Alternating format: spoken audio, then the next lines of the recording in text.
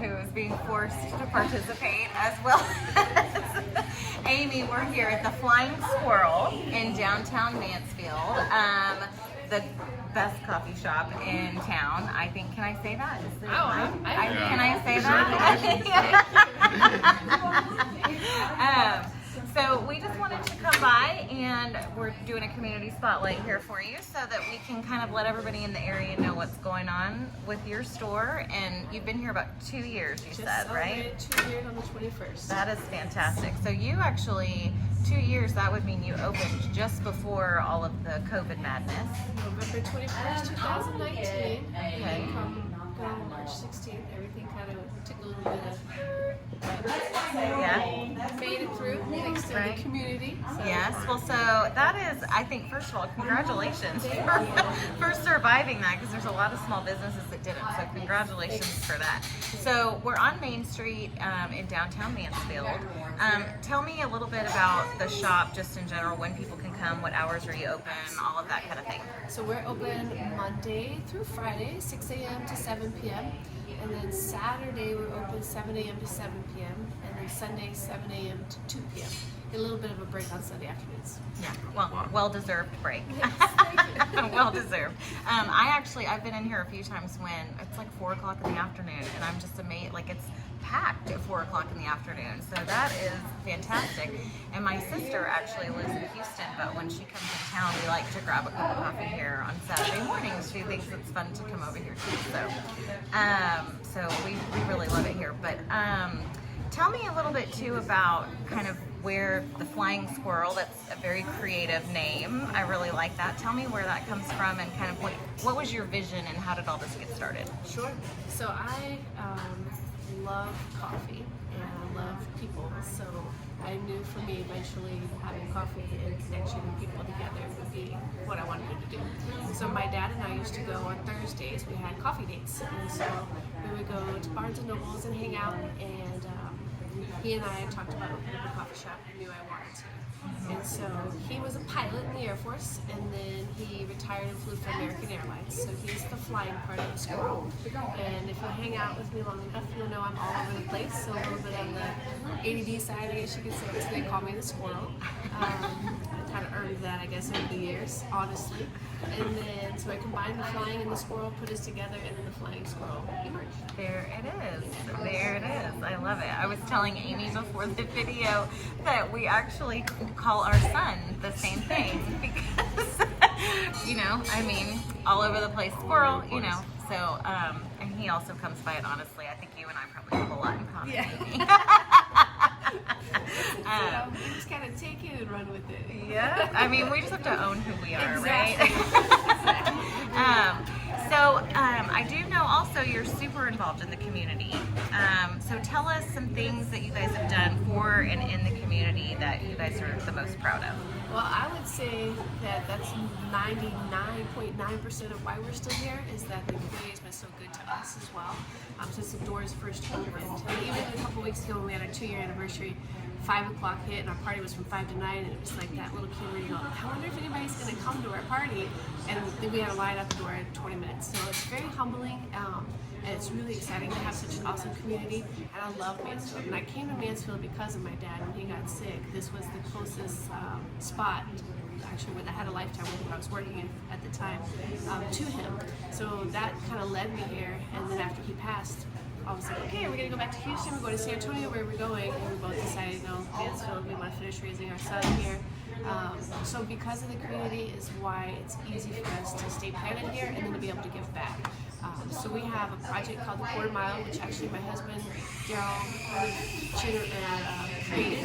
We literally went into the car and went quarter mile to the right, quarter mile to the left, started picking out areas that are close by the shop that people need help, whether it's lawn work, rebuilding a fence, building a storage unit, serving food, like whatever we could do to kind of help be a part of the community is what we've done. So we actually partner with the community at Lake Ridge at TCAL, and we have a whole van now that it's like, you see the van and you know that we're headed to go help somebody. And his vision most definitely is like when you see Amazon, you know somebody's going to get a package, or Best Buy, the Geek Squad, they're going to go fix a computer. So hopefully when you see this decal van, you'll know that somebody in the community is going to get some help. So every Saturday is our goal. Every other Saturday has kind of been more of the realistic people in need.